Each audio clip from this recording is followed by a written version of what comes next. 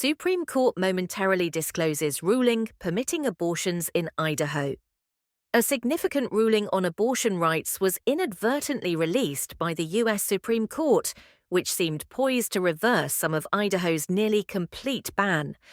A document that was briefly posted on the court's website before being taken down states that the justices will decide that Idaho cannot prohibit women whose health is in jeopardy from receiving an emergency abortion. The court stated that its final verdict had not been released and will be delivered in due time. The opinion, which Bloomberg first got, had been inadvertently and briefly published, according to the court.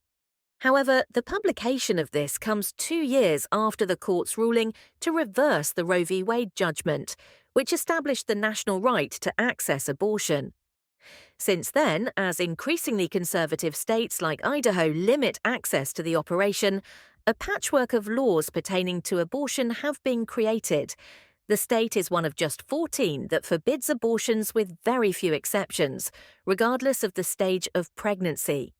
It has justified the restriction by claiming that it does not need legal authority to broaden the exclusions for abortions performed to save a patient's life. According to the state's attorneys, this means that the law does not contradict with federal law. According to the court's ruling on Idaho, which Bloomberg reported in full, the justices would have decided 6, 3 that the state shouldn't have gotten involved in the case so soon. Amy Coney Barrett, a conservative judge, John Roberts, and Brett Kavanaugh all argued that the Supreme Court should not have intervened at this time since opinions on the subject are still evolving. According to the article, the court would uphold a ruling that allowed hospitals in Idaho to perform emergency abortions in order to safeguard the health of their patients. In that case, a federal appeals court would hear further proceedings in the case. A delay, not a victory. In the document made public by Bloomberg, Ketanji Brown Jackson, one of the court's liberal justices, expressed her desire for a firm decision as opposed to a dismissal that would have sent the case back to a lower court.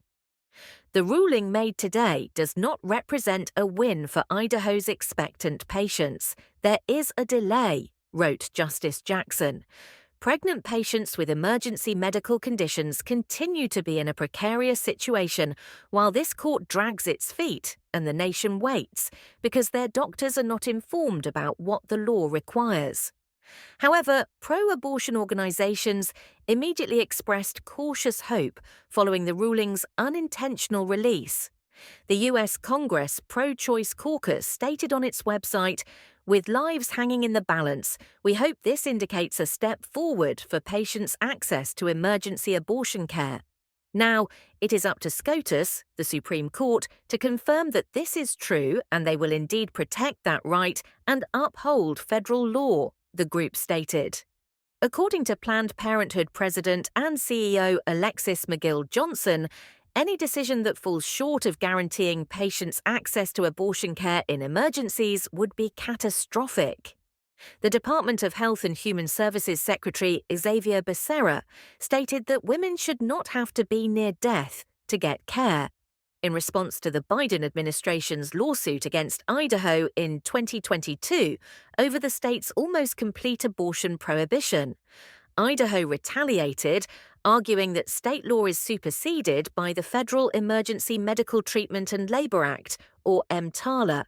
The well-known anti-abortion organization Susan B. Anthony Pro-Life America referred to the Biden administration's lawsuit as a PR stunt in an April statement intended to disseminate abortion lobby misinformation.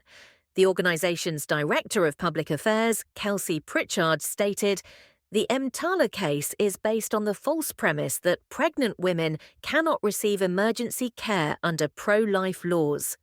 It is an undeniable truth that all 50 states provide care for miscarriages, ectopic pregnancies, and medical emergencies for expectant mothers," she continued. Earlier in the case's April arguments, the 9 justices of the court seemed split. The majority of the conservative justices on the court appeared to support Idaho's argument that doctors should not be forced to violate state law because to EMTALA, according to the memo that was released on Wednesday. However, the three Liberal justices, Miss Jackson, Elena Kagan, and Sonia Sotomayor, appeared skeptical that Idaho could use EMTALA to prevent pregnant women with significant health issues from getting an abortion. Since the rule went into force in January, at least 6 pregnant women have had airlifts out of the state for emergencies, according to an April Associated Press investigation. Comparatively, one patient needed a comparable emergency airlift in 2023. The Supreme Court unanimously rejected a move to limit access to the abortion medication mifepristone in a different decision rendered earlier in June. Pro-choice advocates applauded the ruling, which was made 2 years after the court struck down the nation's abortion guarantee.